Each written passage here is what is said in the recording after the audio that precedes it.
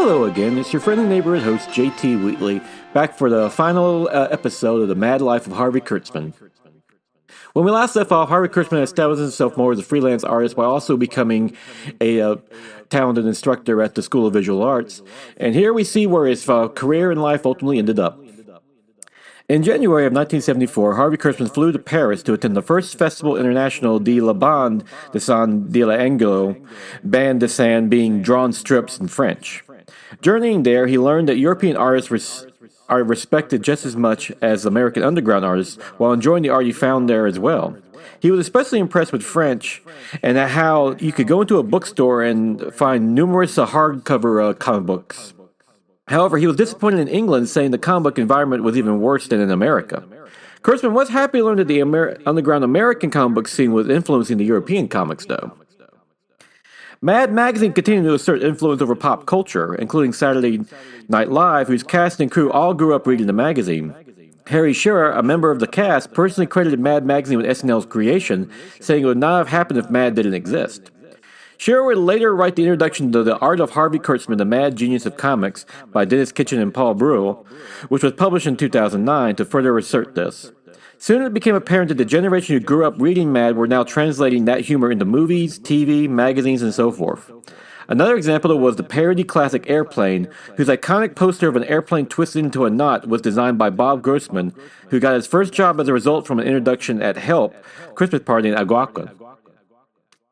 At the 1976 Chicago Comic Convention, on August 6, Harvey Kurtzman challenged Marvel editor-in-chief Stan Lee and DC president Jeanette Kahn on why they hadn't produced more quality comics like in Europe.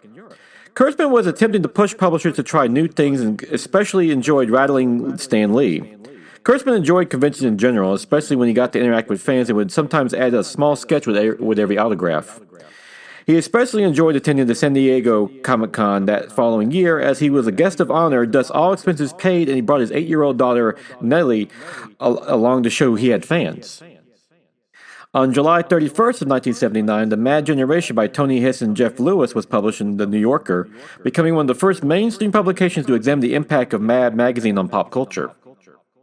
It was an overall celebration of the magazine, though it did give some mention of the parents believing it was a bad influence, with a major emphasis on Harvey Kurtzman's creation of it. However, Bill Gaines and Al Felicity were naturally upset at the pro-Kurtzman slant. Harvey Kurtzman run into some friction at Playboy with Little Annie Fanny when Michelle Ury was promoted to assistant cartoon editor thanks to her past as a reader and collector of comic books, which impressed Hugh Hefner. As editor, Kurtzman would have to get Ury's approval for his stories, and she even disapproved one he and Will Elder had already worked on. However, Kurtzman had grown bored with Little Annie Fanny and decided to try something new for Playboy. Harvey Kurtzman created Betsy Buddies with Sarah Downs, which debuted in January of 1980. The collaboration would be a continuation of their student-teacher dynamic, as Downs was his former student, with Kurtzman constantly editing her work. Hugh Hefner was interested in the series as it was looking to appeal to more female readers. Kurtzman and Downs would create 50 episodes, but only 28 were published in Playboy. The first strip debuted on January of 1980 with a 2-page spread titled Phonus Interruptus. Other strips would be included in a pilot with French dialogue. Meanwhile, EC Comics would start reprinting Kurtzman's work from 1978 to 1982 under Russ Cochran through a series of books called The Complete EC Library. This was made possible thanks to Bill Gaines having kept nearly all of EC's original artwork. However, once negatives were produced from the art, they were no longer needed, thus Gaines put it up for auction. To Gaines' credit, he did give each artist a share in the auction, and Kurtzman supported the complete EC library, providing annotations on stories, which included the complete Two-Fisted Tales and the complete Frontline Combat, along with his stories and Tales from the Crypt and so forth. Harvey Kurtzman received further recognition when a Smithsonian Book of Comics in 1981. Edited by Michael Barrier and Martin Williams, its EC section featured 5 stories, 4 of which were written by Kurtzman: Airburst, Corpse on the Imogen, Super Duper Man, and Howdy Doed It, the 5th being The Master Race by Al Feilstein and Bernie Kurtzman. That same year, Kurtzman had an extensive interview in the Comics Journal by Gary Goff, Kim Thompson, and Mike Cantron. Thompson would write that in her mind, there were 4 great comic book artists: Carl Barks, Jack Kirby, Will Eisner, and Harvey Kurtzman. Soon, Kurtzman was fielding offers for convention appearances and interviews, growing along with his legend. Harvey Kurtzman did help reorganize Small Lessons, a book of comic books for autumn of 1982, which he would craft with Perlman. He later contributed to Sports Jammer. Unfortunately, in the autumn of that same year, Harvey Kurtzman was diagnosed with Parkinson's disease, an incurable degenerative disorder that attacks the central nervous system and would slowly wear away his motor functions, including his drawing ability. Sadly, it was this diagnosis that made Harvey and Adele finally place their son, Pete, who was 28 at the time, into a group home due to his own autism. While Harvey put on a brave face for a few years, the signs of the disease began to become more apparent. This is an incident when he was drawing a sketch for a local TV program when he was invited to the International Salon of Comics, Animation, and Illustration at Lucca, Naples. Attempting to do a caricature of Bill Griffin, Kurtzman mistakenly gave him a mustache. Without hesitation, Kurtzman smeared a quick one on his upper lip, seemingly pleased with himself. Dennis Kitchen would later meet with Kurtzman to reprint his old non-EC works, but in book form. It was around this time that Kitchen thought about quitting the publishing game altogether, but Kurtzman encouraged him to keep publishing, saying he was one of the few independent publishers out there. Meanwhile, hopes of Little Annie Fanny film had stalled, something Hugh Hefner had pursued for a while but couldn't get off the ground. At one point, he considered a $10 million live-action film. They were later tried for a TV show for Playboy Channel, but nothing came about it, along with Kurtzman's hopes of one day directing a feature film. The actual comic would stall, with only 11 episodes appearing from 1982 to 1983. It didn't help that Playboy was at flux at the time, with investigations over pornography allegations, and Hugh Hefner having a stroke in 1985. Plus, Kurtzman's work for Esquire dried up as well, leaving his only steady job his teaching position at the School of Visual Arts. One surprise, though, was Harvey Kurtzman returning to Mad magazine after decades when Al Feldstein left as editor-in-chief in September of 1984. Kurtzman contacted Bill Gaines almost immediately afterwards and even came to the office, where he insisted that Will Elder came along as well. They ended up providing covers such as Rambo Reagan for issue number 259, and some materials like Traveler's Blues, a parody of the Glenn Fly song, citing their work WEHK. That being said, Kurtzman did find returning to Mad a bit distasteful, saying it felt like eating shit. Kurtzman also worked for Nuts, a humor magazine by Byron Paris, where he worked primarily as an editor while bringing his SVA students for talent. Another way Kurtzman generated income was editing cartoons for the American Health magazine, one of the fastest-growing magazines in the 1980s, and would do so for several years. In 1986, The Jungle Book was reprinted by Kitchen Sink Press, this time with a hand-lettering introduction by Art Spiegelman, who praised Kurtzman's art in the book, calling it one of the best single collections of his work. Receiving a prestige hardcover at first, then reprinting the art in the size it was drawn, the book was slowly becoming a bestseller, receiving a softcover edition 2 years later. It would receive a later reprint in 2014 under Dark Horse Comics. That same year, Volume 1 of Russ Cochran's The Complete Mad Library was released, with the next 3 volumes published in 1987. They would receive both black and white and color editions, and would serve as further examples of Kurtzman's work being back in print, furthering his legend.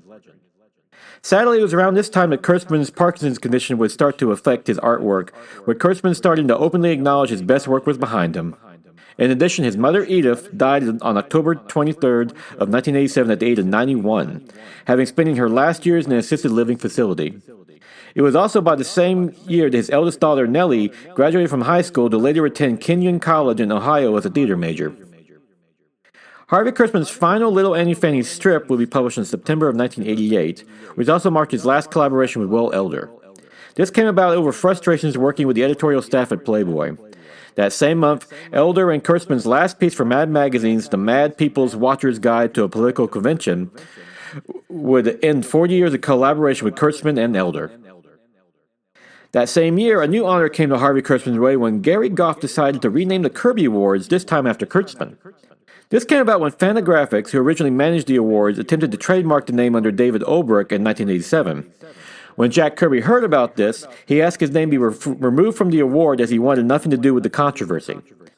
Olbrich then turned around and decided to start a new awards and got Will Eisner's permission to rename the awards the Eisners, for which they are called to this day, though Olbrich had apparently learned his lesson and chose not to trademark them.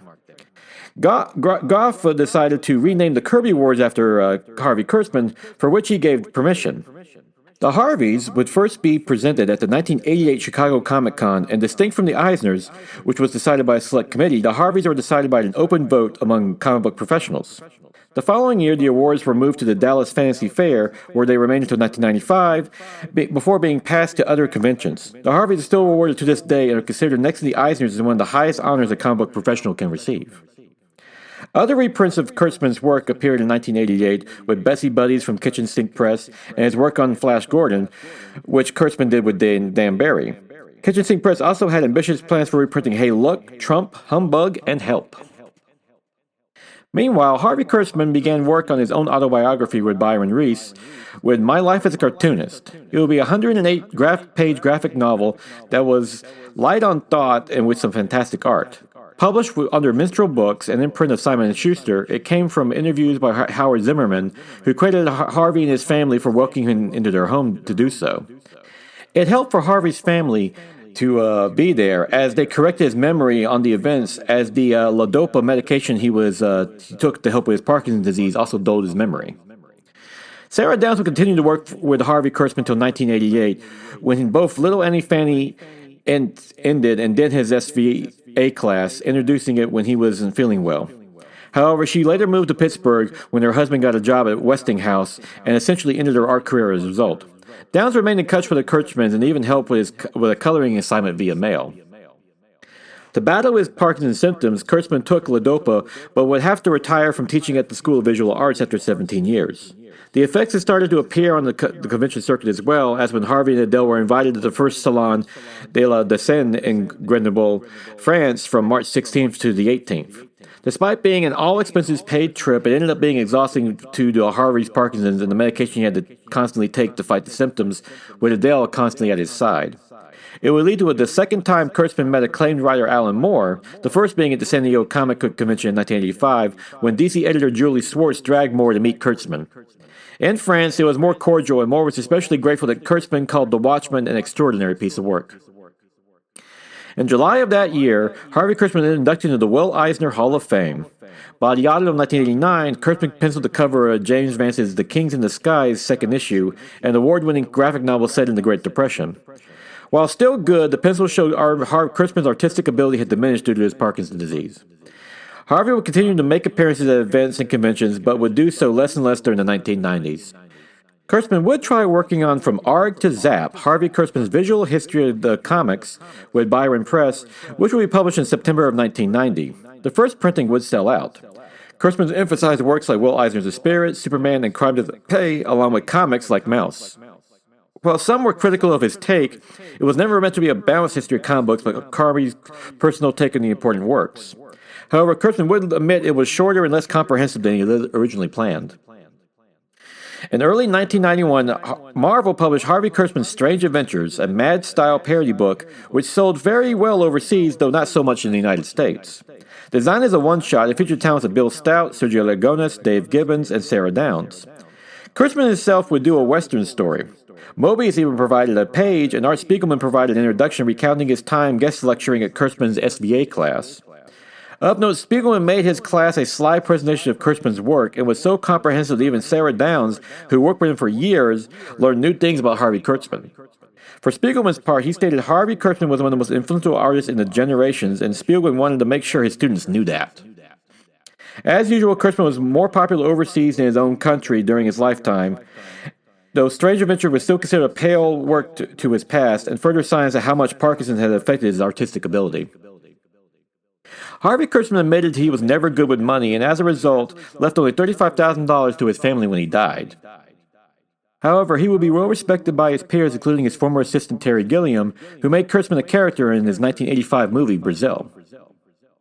In early 1991, Harvey Kurtzman produced lithographs of the original draft of Mad No. 1. Sadly, that same year, he was diagnosed with cancer.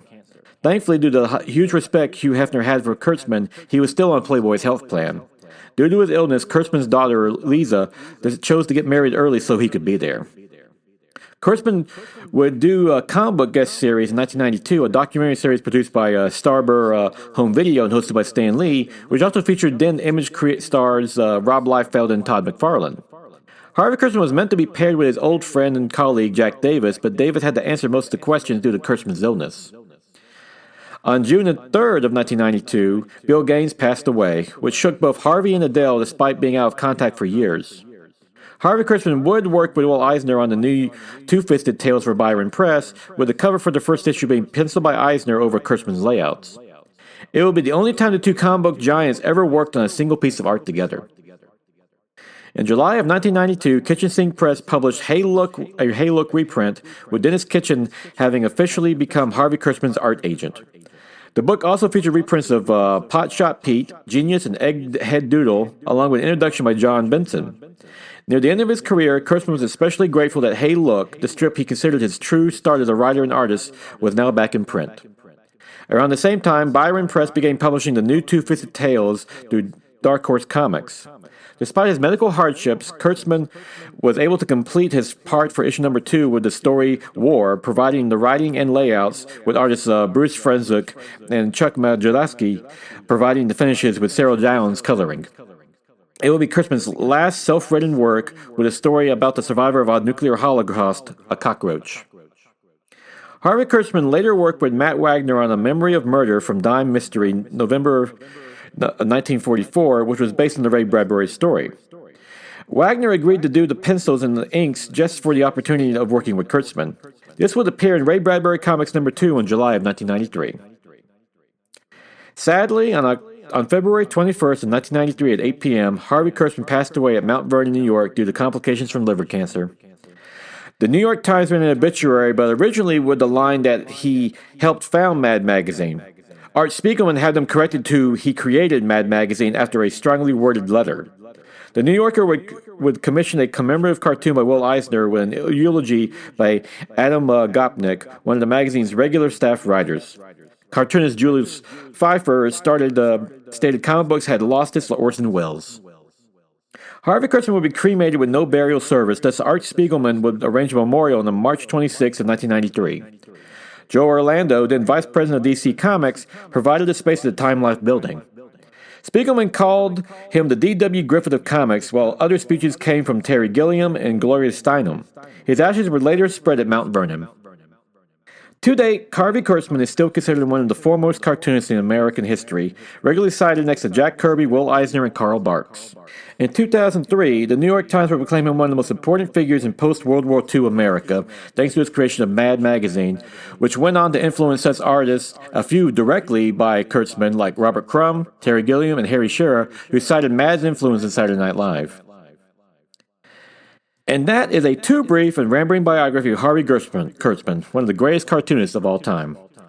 The creation of Mad alone assures his place in history, but he continued ever afterwards, inspiring artists across multiple fields and finding out the comic books for the better. He was truly an artist like no other, and art and the world in general is better for Kurtzman's place in it. I would like to thank the chief source for these episodes, Harvey Kurtzman, the man who created Mad and revolutionized humor in America, by the late great Bill Shelley. A fantastic, detailed, and thoroughly researched biography of the comic book legend, and a must-read for any fan.